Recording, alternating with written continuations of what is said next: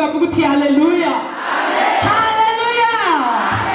Inyuma hazoba imbwa n'abarozi n'abashakanyi n'abicanyi n'abasenga ibigirwamana n'umuntu wese akunda kubesha akagira iki? Akunda kubesha akagira iki? Imana idufashe mu byagire cyane mukomera amashyi menshi Imana. Haleluya.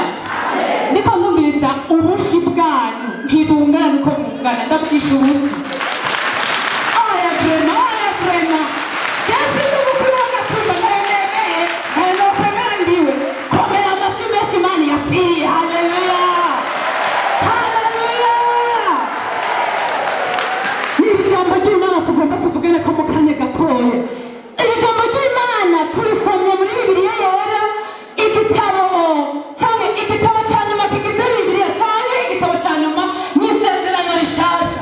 Kino gitabo turiko turaraba baratubwira ko cyanditswe na Yohana. Uwo Yohana yari yavutse ku bantu basanzwe nk'ababyeyi biwanje. Umubyeyi wanje arasanzwe yaciye araba inyuma sigenda kwerekana. Ni ukuvuga Yohana yari yavutse ku mumama yitwa Salome.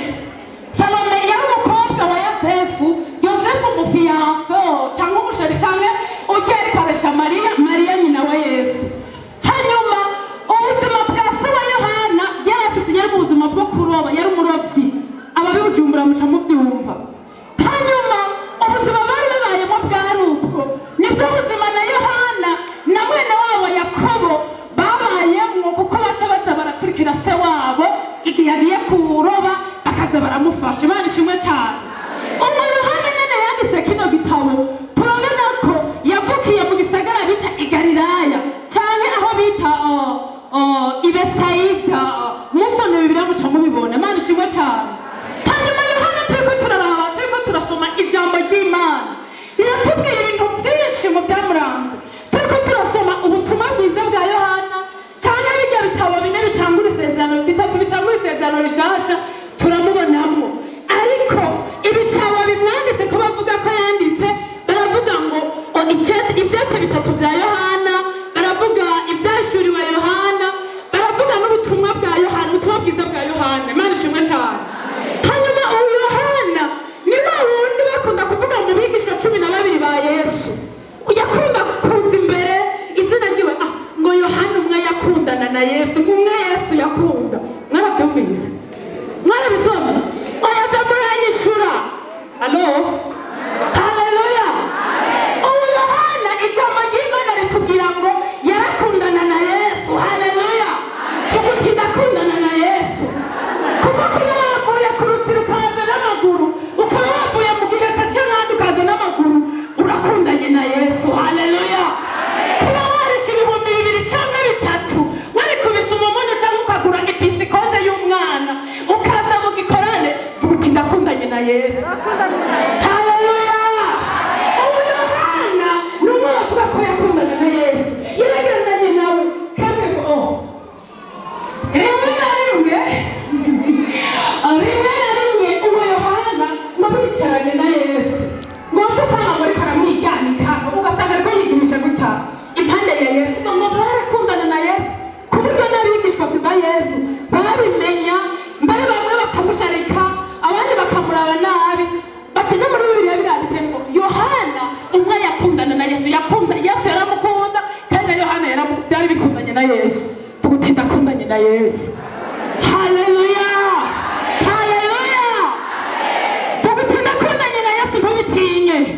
Ariko hari ikibazo tuza kugarukako. Haleluya. Hanyuma rero ubu Yohana yarahuye n'ibibazo bitandukanye, sindabiza ko umwanya wabaye muto, bababwiye mu abigisha ibyari bikenewe. Ubu nawe witwa Yohana rero niwe yanditse iki gitabo cy'ibyahishuriwe Yohana. Yaciye mu buzima budasanzwe mu gihe cy'ihamwa ry'abakristo. Haleluya. Murivugisha ngo abagore biri, ariko ubu Yohana nawe yabaye umuntu adasanzwe. Tuguti amena. Mu bigeragezo yaciyemo turakwiye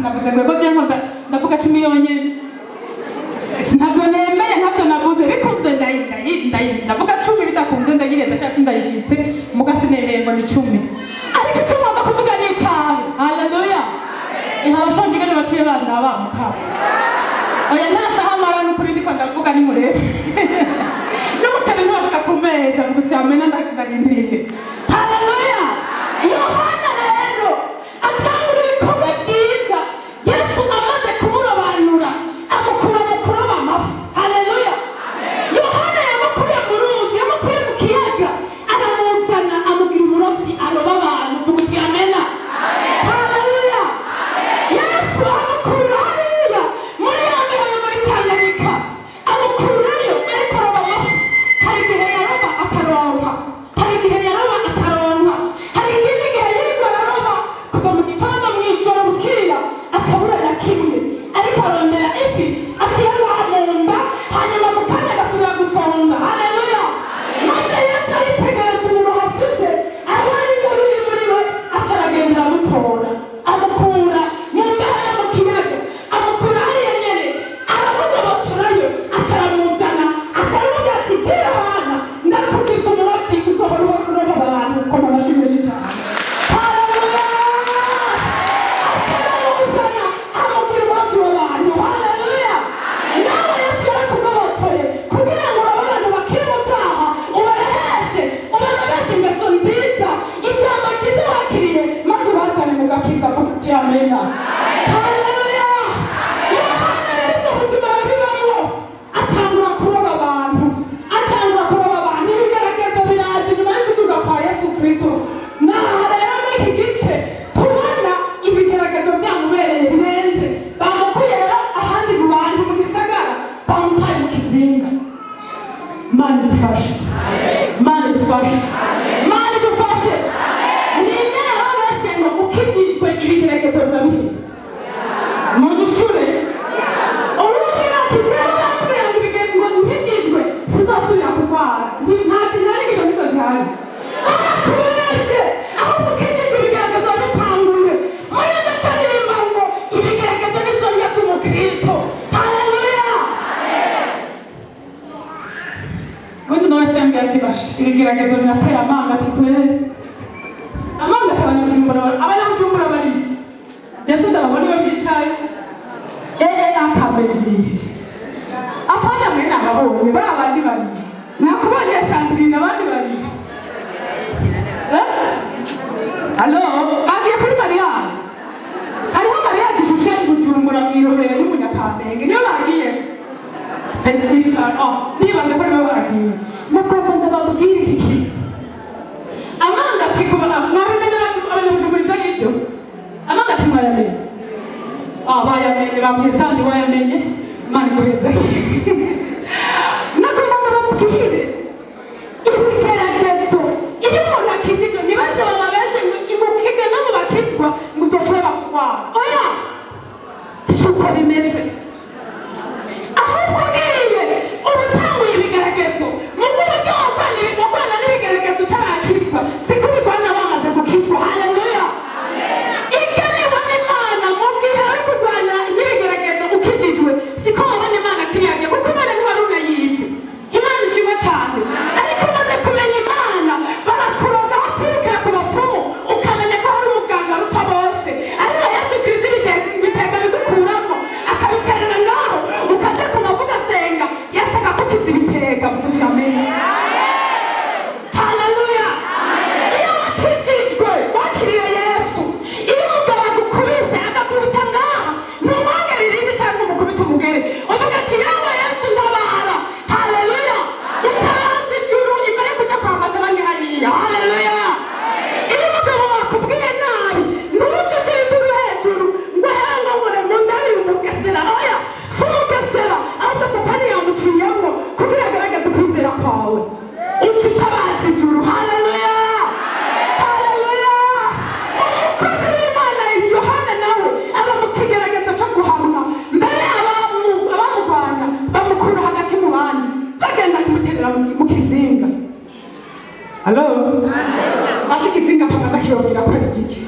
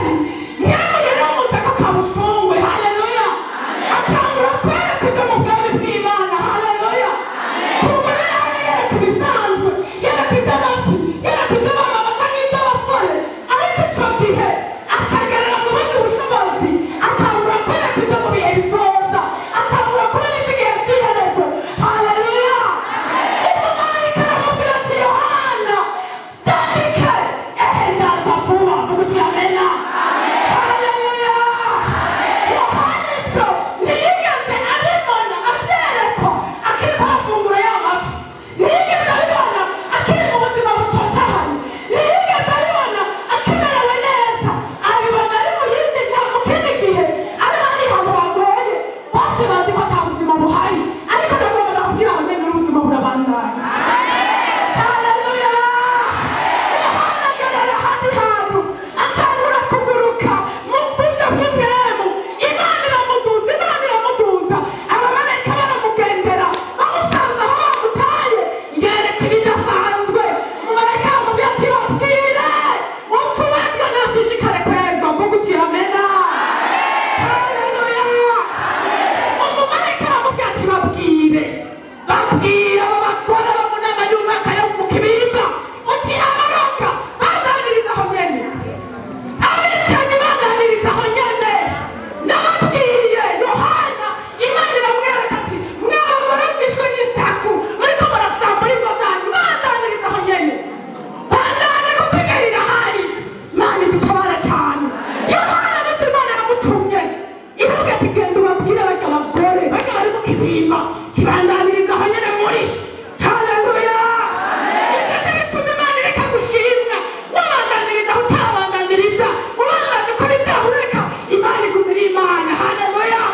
Ariko Imana ikirongera amubwira ati yawe Yohana babwira ati kandi nuwazwa nabandanye yezwa. Amashyi menshi ku Mana.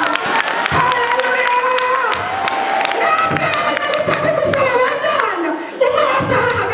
Position fixe.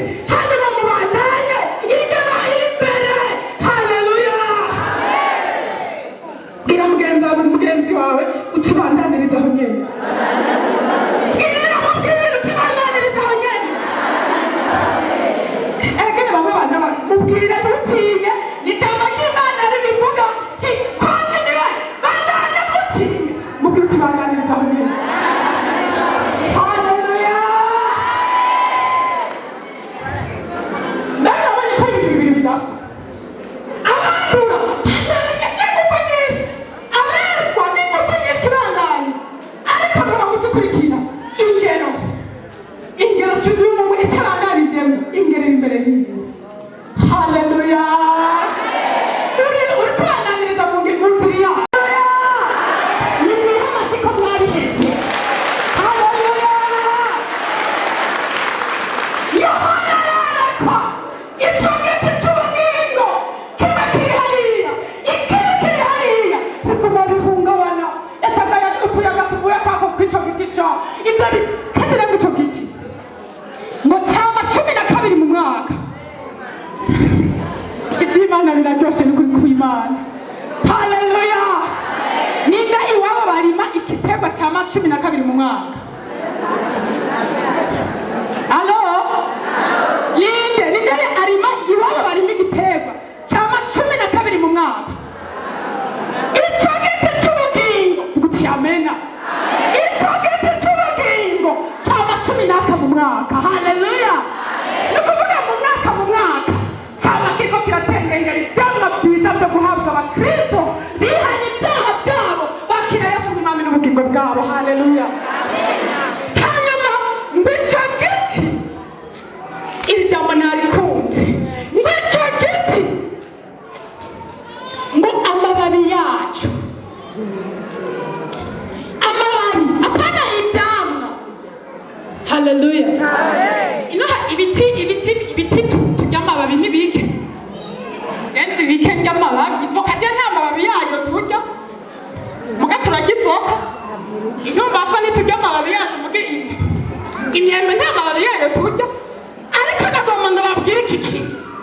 Icyo giti Bibiliya yashize ubushobozi cyane ku byamwa by'icyo giti, ariko ishyira ubushobozi ku mababi. Vuga uti amena. Ngaha aho Imana ikomereye.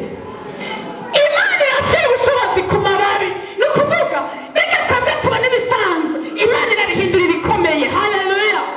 Mu buzima ntiwihebure.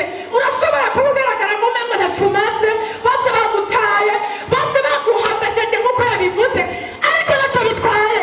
Imana irashobora kugukorera akapirigire ikagutangaza n'abantu bagatangara. Haleluya. Ntacyo bitwaye ko ufite abana batize cyangwa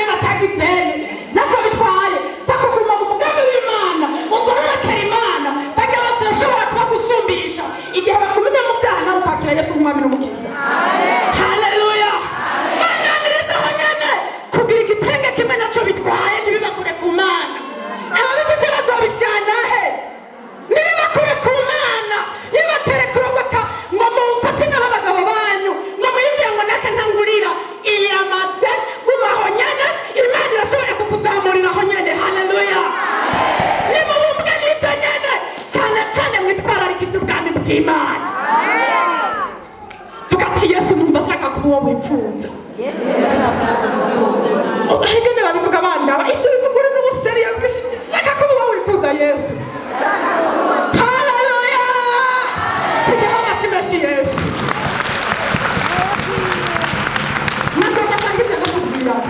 Mama, wihangana, wizigira Imana, abantu barahinduka.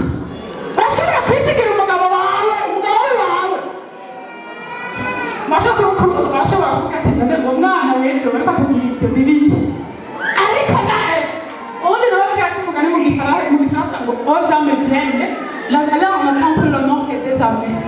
Ni le truc bariko baravuga abashimene, bakaba babibona. Nibirinde imyaka we, nibirinde imyaka. Alo? Nagomba ndakubwira iki kintu. Bakenyezi mwamenye Yesu. Shira Yesu mu bugingo bwawe. Mumwizigire, mumuremeke byose. Abantu twizigire no musubizigira umuntu agapfa. Bari bamusize kwibyizigiro. Nawe mu mutwe upfuye naho uri kuragenda bakubona. Bashobora gushyira ubyizigiro ku mugore wawe. Neza umutima wawe wose ukabona urukiza rwose kuri we. Ariko wahera ibisa akaguhinduka. Ugaca upfa mu mutwe bakakubona ugenda barapfuye. Ukagenda bagenda uragaguza ariko warapfuye. Bashobora gushyira ibyizigiro ku muntu atunze wo mu muryango iwanyu. Kubera iki? Kukwezi aragusugumira. Ariko igihe kindi kigeze akabikata akabihagarika. Kubera iki? Ni umwana w'umuntu. Ariko nagomba ndabatangariza ijambo rikomeye. Yesu ndahinduka.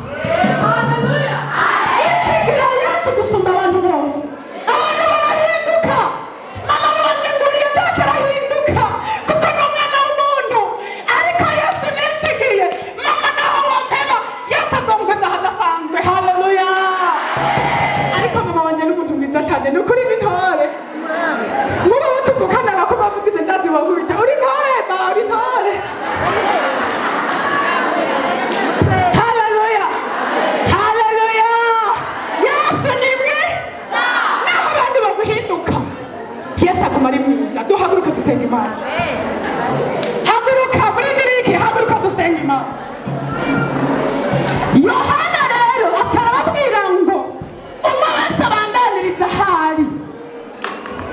Alo? Umwe wese agiriye nte? Ehe batashe bari muri refe bari gufungura umuceri. Sindabarekura.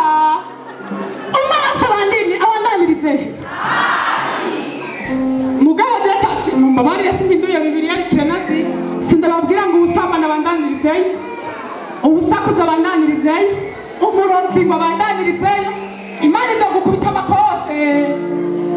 Ingero irategura imbere.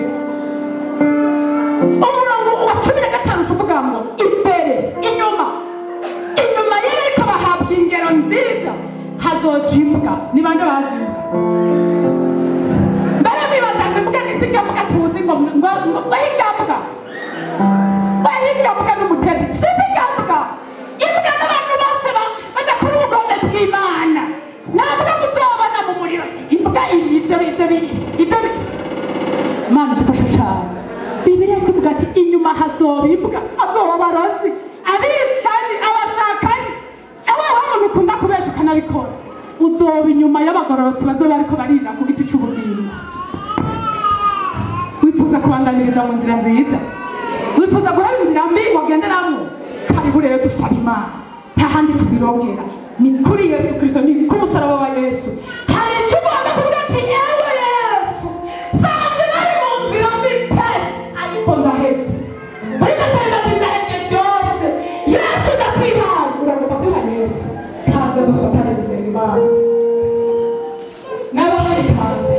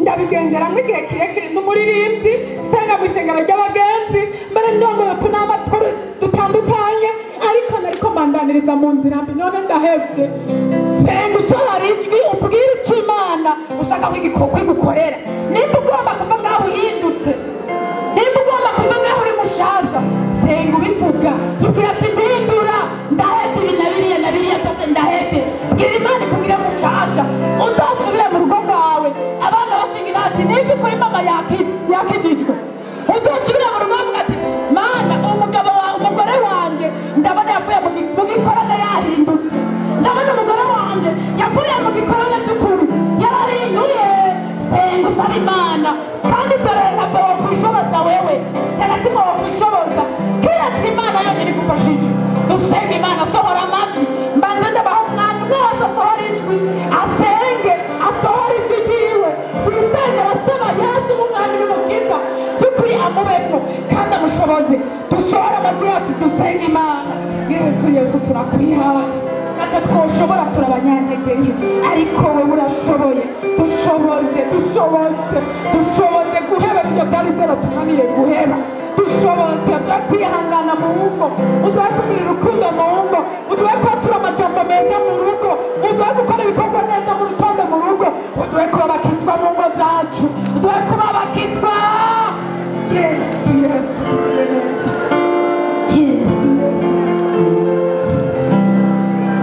reka nsabe mama Sandra azadufasha gusengera aba bantu bemere bagomba guhinduka bagomba gusubira mu mihana yabo by'ukuri barahindutse barakiriye Yesu nk'umwami n'umukiza babona ati ni iby'ukuri je nahora ndumuntu adashoboka ariko ngomba gusubira mu muryango nahindutse adusabe mama adusengera adusabe n'inkomezi kuko Pawulo yaciye avuga ati shaka gukora icyiza ariko ikibi nagomba nicyo kinanga imbere reka rero dusabe inkomezi ibyo bibi byitangariza imbere Yesu adushoboze kubitsinda dusubire mu miryango twakijijwe kazi mu cyungo cyane Mana murabe ingene kwihangana kw'Imana aragakiza niko ijambo ryawe ritubwira abo utashimye kwihanganira harageze igihe uravuga uti ndarangije ibyayo kandi cyababaje bamwe barangije mu byaha ariko kuko kwihangana kwawe aragakiza turi ngaha waratwihanganiye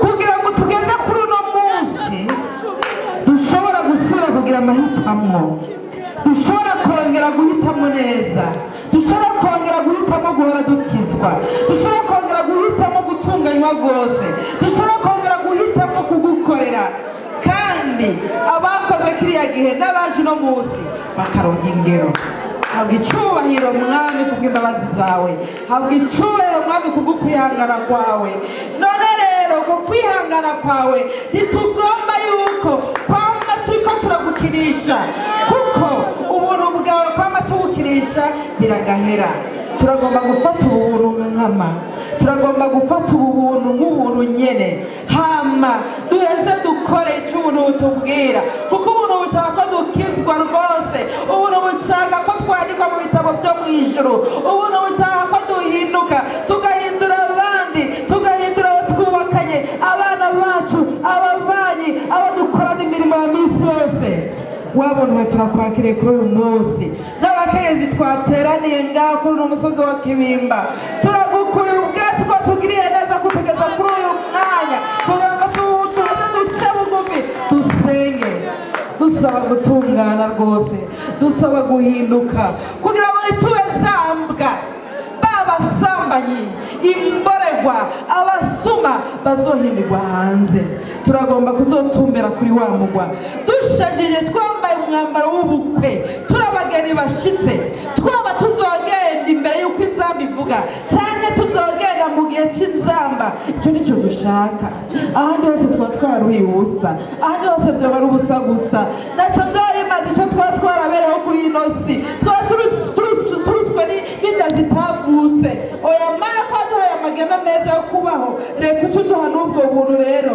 butume tuzoseruka imbere dutunganye hari umuntu wese apfukamye ngaha hari umuntu wese ahagurutse afite icyo ariko arakuririrako akubwira ati mana mfashiriza cuduha inkomezi kandi tutazongera kubisubiramo kugira ngo tujye tubandanye urugendo tubamirize dukore mwe muyera uduhishurire kandi twumve n'ijwi ryawe turitahure dutahure imvugo yawe kuko uravuga kuko urakora dutahure imvugo yawe duha kugira umutima utekereje wumva akajwi ka mwemu yarakongorera buri wese igikorwa kamuganisha akagikore habwa icyubahiro mana k'umunyembabazi habwa icyubahiro mwami Yesu ukuri umukiza habwa icyubahiro ko dufitiye amasezerano ko dufitiye urukundo ruteza kutwinjiza hariya mu bwami bwawe turakengurutse rwose urakoze kurinda uburo duhereye kuri uno musozi urakoze kuri izi nkomezi twambikiye kuri uno musozi baba abakenyezi bubatse bari muri twebwe baba abapfakazi umwe wese mu kimuruhisha umwe wese mu kimugora kikamutsitaza ntiyagomba kumukura ku musaraba yaba ukora akazi yaba umutunzi yaba udakora yaba umukene umuntu wese ku rugero rwiwe kuko mwaba umuntu wese ari hano wamuremye mu ishusho yawe kandi rushaka ko arimbuka ngo ubuntu rero ko watugiriye ubu buntu twumva dukengurutse cyane turagukomeye amashyi menshi cyane mwari turabishimiye turagukengurukiye uri wera umunyambabazi umukunzi byose uri ndiho izina rya Yesu Kristo